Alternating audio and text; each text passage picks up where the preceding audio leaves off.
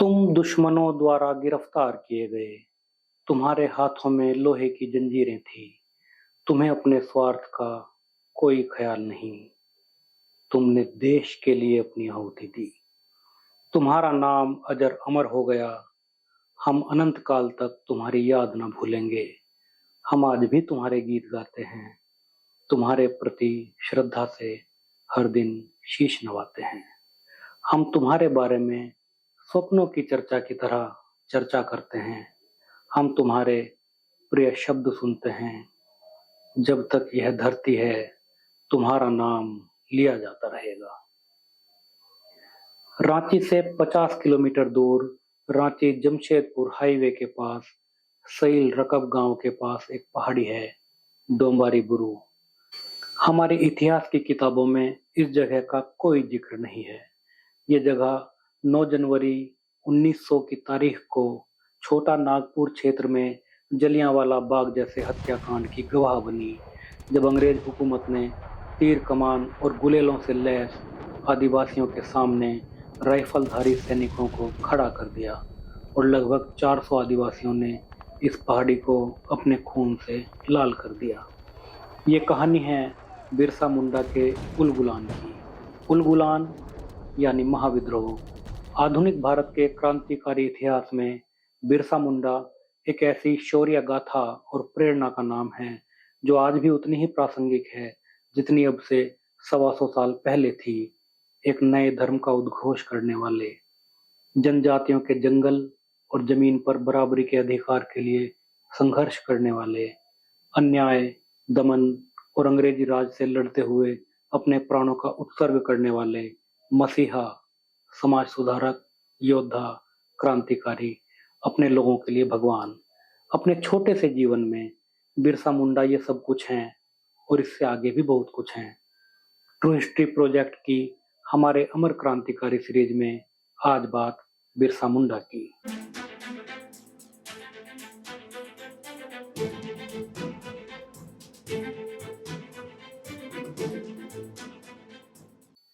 बिरसा के पूर्वज पूर्ति वंश के थे। वे अनाम पूर्वज अब से सदियों पहले अपने रहने के लिए जगह खोजते हुए डोमदा गाड़ा नदी के पास पहुंचे, जो आज के झारखंड राज्य की राजधानी रांची के चुटिया कस्बे के पास बहती है। उन मुंडा पूर्वजों ने नदी की धार में बहता हुआ लकड़ी का एक कुंदा देखा। वो उसे पकड़ने के लिए नदी में कूद गए और उस कुंदे को पकड़ नदी के उस पार पहुंच गए। पार उतरने पर उन्होंने देखा कि कुंदे के अंदर एक छेद में एक चूहा था। मुंडारी भाषा में चूहे को चुटू कहते हैं। इस चुटू को अपने सौभाग्य और सुरक्षा का कारण मान वे मुंडा पूर्वज वहीं रुक गए और उसी क्षेत्र में बस गए। बाद में चुटू शब्द चुटिया में बदल गया। ये क्षेत्र चुटिया कहलाया। बिरसा के पूर्वजों का वंश चुटिया पूर्ति कहलाया। इस वंश को नए क्षेत्र में लाने का श्रेय दो भाइयों चुटू हरम और नागू को दिया गया। वक्त बीतने पर चुटिया शब्द छोटा में बदल गया और नागू शब्द नाग में, और इस तरह मुंडाओं के अनुसार इस क्षेत्र, जंगल और पठार का नाम पड़ा छोटा नागपुर। इस नाम के पीछे और भी धारणाएं हैं। मुंडा संस्कृति के विशेषज्ञ कुमार सुरेश सिंह के अनुसार छोटा नागपुर नाम के पीछे ये सबसे प्रचलित धारणा है। उत्तर में गंगा और सोन नदियों की घाटी और दक्षिण में महानदी की घाटी से घिरा छोटा नागपुर घने जंगल वाला ऊंचा नीचा 65,000 किलोमीटर का विशाल भूभाग है, जो झारखंड, बिहार, छत्तीसगढ़, उड़ीसा और पश्चिम बंगाल तक फैला हुआ है। इस इलाके में संथाल, हो, खड़िया, मुंडा और उरांव जैसी जनजातियां निवास करती हैं, जिनकी अपनी संस्कृति, अपना इतिहास, अपनी भाषा और लिपि, अपने मिथक और अपना सामाजिक ताना बाना है। कोयला, माइका, बॉक्साइट, चूना, आयरन, एस्बेस्टस जैसे खनिजों के बड़े बड़े भंडार और अपनी वन संपदा के कारण आज यह क्षेत्र कई मायनों में भारत के आर्थिक विकास और तरक्की के लिए महत्वपूर्ण है। भारत में अंग्रेजी राज के आने से पहले तक इस इलाके में बाहर से आने वाले लोगों और यहाँ के मूल आदिवासी समुदायों में जमीन और जंगल को लेकर कभी कभार झगड़े हुआ करते थे, पर जंगल और जमीन की कमी न थी। तो ये झगड़े कभी आदिवासियों के लिए अस्तित्व का संकट नहीं बने। पुराने जागीरदार आदिवासियों के साथ अक्सर तो अच्छा व्यवहार भी करते थे। 1765 में बंगाल, बिहार और उड़ीसा के साथ ही छोटा नागपुर का इलाका भी ईस्ट इंडिया कंपनी के हाथ लग गया। ब्रिटिश राज कायम होने के बाद चीजें तेजी से बदलने लगी।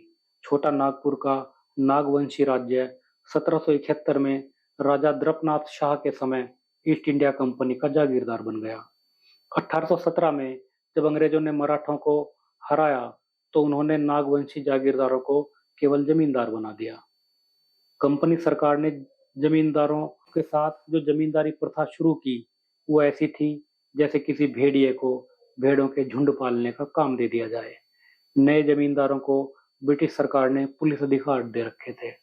कंपनी राज में पुलिस, थाने, कचहरी के छोटे अफसर स्थानीय राजा और उसके संबंधियों, जागीरदारों, जमींदारों, साहूकारों और जंगल के ठेकेदारों के साथ मिलकर गरीब, अनपढ़, भोले भाले आदिवासियों को ठग कर उनकी जमीनें और जंगल हड़प लेते और उनसे बेगार कराते। झूठे मुकदमे में उन्हें जेल भिजवाते, उनकी स्त्रियों पर यौन अपराध करते और उनकी संस्कृति का मजाक उड़ाते। मुंडा भाषा में इन बाहरी लोगों को दिकू कहा गया। स्थानीय आदिवासियों ने इन जुल्मों के खिलाफ कई बार विद्रोह किए, जैसे 1820 का हो विद्रोह, 1831 का कोल विद्रोह, 1856 में सीधू और कानू का प्रसिद्ध संथाल विद्रोह और 1859 से 1880 तक चला सरदार विद्रोह। पर धनुष, तीर, गुलेल, भाले, कुल्हाड़ी रखने वाले आदिवासी बंदूकों से लैस प्रशिक्षित सेनाओं का मुकाबला नहीं कर सके और हर बार उन्हें हथियार डालने पड़े। 1857 में इस इलाके में ऐसे 600 से ज्यादा जमींदार थे या जागीरदार थे जो आदिवासियों के गांवों पर कब्जा किए बैठे थे और उन पर जुल्म कर अपनी जेबें भरते थे। 1857 की लड़ाई के समय एडवर्ड डाल्टन छोटा नागपुर के कमिश्नर हुआ करते थे। हजारीबाग में रामगढ़ बटालियन के बाद पुरुलिया और चाईबासा में भारतीय सैनिकों में विद्रोह फैल गया था। साथ ही सिंहभूम में पोरहट के राजा अर्जुन सिंह ने भी अंग्रेजी राज के खिलाफ लड़ाई का ऐलान कर दिया था। पलामू, हजारीबाग और मनभूम में आदिवासी विद्रोहियों के साथ कंधे से कंधा मिलाकर लड़े। अर्जुन सिंह के नेतृत्व में कोल आदिवासी ब्रिटिश सेनाओं से 1861 तक मुकाबला करते रहे, शेष भारत में विद्रोह कुचले जाने के 2.5 साल बाद तक। बहुत से क्रांतिकारियों को फांसी की सजा हुई और कई को काले पानी की सजा हुई। 1874 तक हालात इतने बदल गए थे कि पुराने मुंडा और उरांव सरदार अपने ही गांवों में फटेहाल मजदूर बनकर रह गए। बाहरी ठेकेदार और जागीरदार ब्रिटिश पुलिस और कानून का सहारा लेकर गरीब आदिवासियों पर दीवानी और फौजदारी के झूठे मुकदमे लाद देते थे, क्योंकि अनपढ़ या कम पढ़े लिखे आदिवासी कानूनी दांव पेच नहीं जानते थे। कोल समुदाय में प्रचलित एक कहावत के अनुसार अगर जागीरदार को घोड़ा चाहिए तो उसका दाम कोल चुकाए। जागीरदार को पालकी में जाना है तो कोल मुफ्त में कहार बने। जागीरदार के मनोरंजन के लिए गाने वालों, नाचने वालों, गायों, बकरियों, पान का खर्चा कोल उठाए। जागीरदार के यहाँ कोई पैदा हो, मर जाए, शादी हो, अदालत से जुर्माना हो तो खर्चा कोल उठाए। मुंडाओं की प्राचीन भूमि व्यवस्था थी खूंट कट्टी प्रणाली, जो मुंडाओं के आर्थिक और सामाजिक ताने बाने का मूल थी। बाहर से आने वाले तत्वों ने मुंडाओं की जमीनें तो छीनी ही, उनमें आपस में झगड़े भी कराए और मुंडा समुदाय का नैतिक पतन भी कराया। जो मुंडा अपनी सादगी, सच्चाई और ईमानदारी के लिए मशहूर थे, उन्हें झूठी गवाही, धोखे से चाय बागानों के लिए कुलियों की भर्ती, लड़कियों और औरतों के धोखे से अपहरण और महुए की शराब की भट्टियों में लगाया गया। इसके अलावा ईसाई धर्म का प्रचार करने वाले मिशनरियों ने मुंडाओं और बाकी आदिवासी समुदायों के धार्मिक विश्वासों और संस्कृति को हिलाकर रख दिया। छोटा नागपुर क्षेत्र में ईसाई धर्म का प्रचार करने के लिए 1844 में बर्लिन के गोसनर इवेंजेलिकल लूथर मिशन के पेस्टर जॉन इवेंजेलिस्ट ने 4 मिशनरियों को भेजा। इनका इरादा बर्मा जाकर ईसाई मत का प्रचार करने का था, पर ये मिशनरी पहले कलकत्ता आए और वहां से कोल और मुंडा कुलियों की सादगी और भोलापन देखकर उन्होंने सोचा कि ये लोग तो बड़ी आसानी से ईसाई बनाए जा सकते हैं। मार्च 1845 में ये मिशनरी रांची पहुंच गए। 5 साल तक कोशिश करने के बाद सबसे पहले 4 उरांव आदिवासी ईसाई बने। फिर अक्टूबर 1851 में मुंडाओं के ईसाई बनने का सिलसिला शुरू हुआ। 1868 में 12,000 से ज्यादा आदिवासी ईसाई बन चुके थे। फिर मुंडा क्षेत्र के भीतरी जंगलों में ईसाइयों के मिशन स्थापित होने लगे।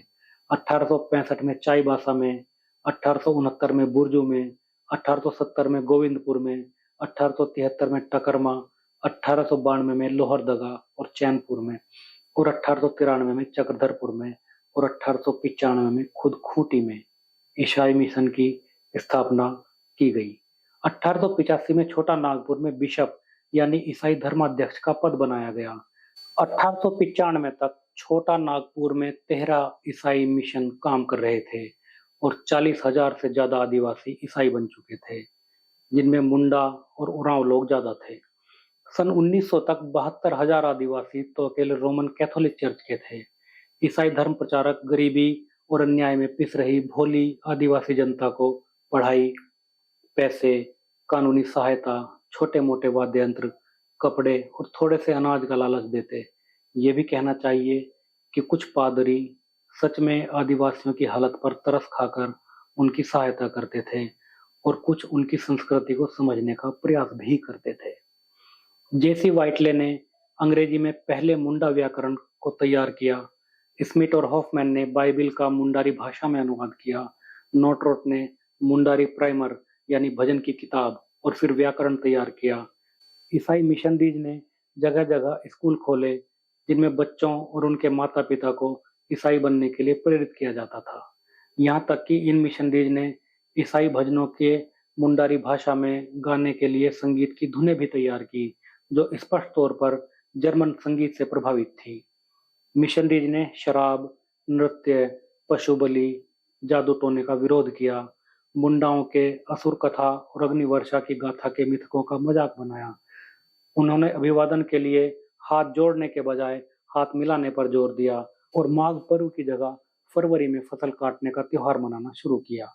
मुंडाओं के सर्वोच्च प्रभु सिंगबोंगा की एकेश्वरवादी सत्ता में विश्वास रखने वाले मुंडा इस चौतरफा सांस्कृतिक हमले के आगे ढेर होने लगे।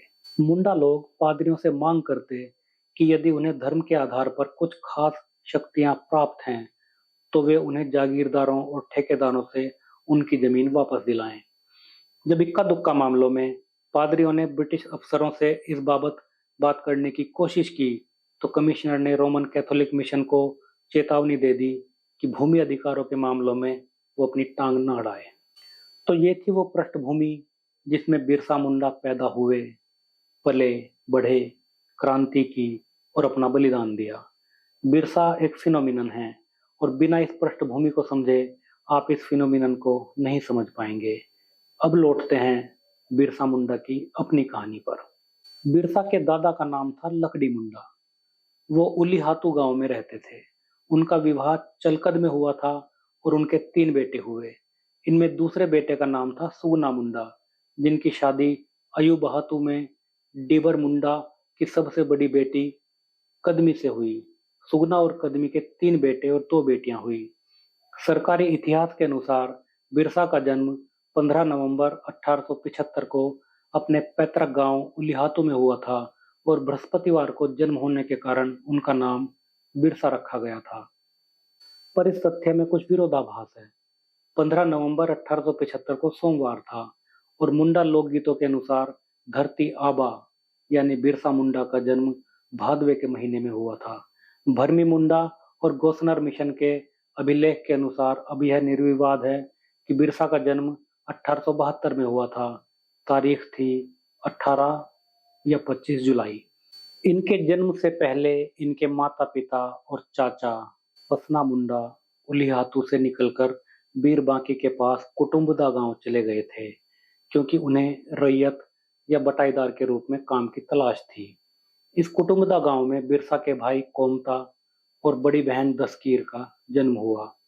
वहां से काम की तलाश में ये परिवार बंबा गांव चला गया, जहां पहले एक बेटी चंपा का जन्म हुआ और उसके बाद बिरसा का। उनके जन्म के एकमात्र दस्तावेज में जन्म स्थान के रूप में बम्बा गांव ही दर्ज है। यह दस्तावेज है एंट्री नंबर 178 कन्फर्मेंडन रजिस्टर GEL मिशन चाईबासा 1868 से सुरक्षित। जिस मकान में बिरसा का जन्म हुआ वो बांस की खपच्चियों का बना था। उस पर न पलस्तर था न पक्की छत। बिरसा के जन्म के तुरंत बाद परिवार को बम्बा गांव भी छोड़ना पड़ा क्योंकि मुंडाओं और उनके रैयतों के बीच झगड़ा हो गया था। वहां से यह परिवार बिरसा के ननिहाल चलकर आ गया, जहां ये लोग बीर सिंह मुंडा के परिवार के साथ रहे। यहाँ चलकद में ही बिरसा का नामकरण संस्कार हुआ और बृहस्पतिवार को जन्म होने के कारण उन्हें नाम दिया गया बिरसा।